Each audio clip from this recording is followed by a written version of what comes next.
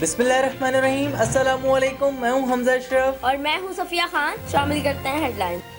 Lock down اور مہنگائی کے مارے عوام کے لیے بڑی خوشخبری، حکومت نے پیٹرول اور لائٹ ڈیزل کی قیمت 15 روپے فی لیٹر کم اور ہائی سپیڈ ڈیزل 27 روپے سستا کر دیا۔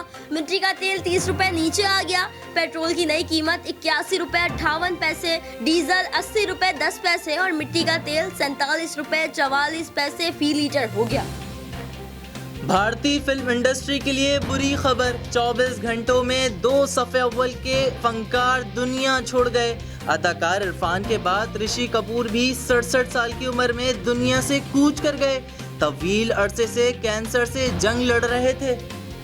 لاک ڈاؤن کا فیصلہ اشرافیہ نے کیا، غریب آدمی کا سوچا تک نہیں۔ وزیر اعظم نے ایک بار پھر مکمل لاک ڈاؤن کی مخالفت کر دی، کہا کرونا امیر اور غریب میں فرق نہیں کرتا، احساس پروگرام میں کوئی سیاسی مداخلت نہیں، سب سے زیادہ پیسے سندھ میں تقسیم ہوئے، پاکستان میں کرونا اندازے سے کم پھیلا، اللہ کا شکر ہے ہمارے حالات کافی بہتر ہیں۔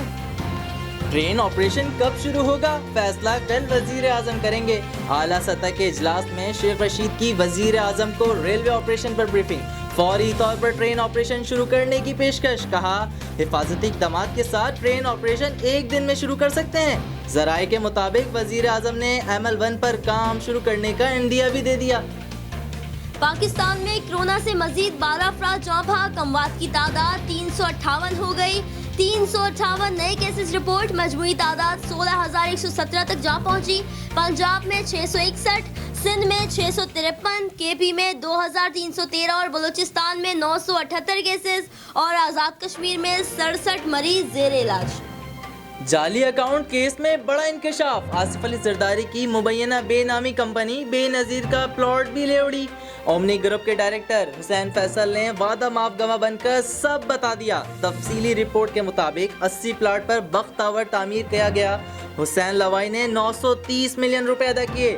ٹاور میں بنائے بینک کے ذریعے جعلی اکاؤنٹس کے ذریعے اربوں روپے کی منی لانڈرنگ کا بھی الزام۔ فی الوقت اتنا ہی، مزید خبروں اور اپڈیٹس کے لیے وزٹ کریں ہماری ویب سائٹ csnlive.tv۔ اس کے علاوہ آپ ہمیں فیس بک اور ٹویٹر پر بھی جوائن کر سکتے ہیں۔ دیکھتے رہیے CSN۔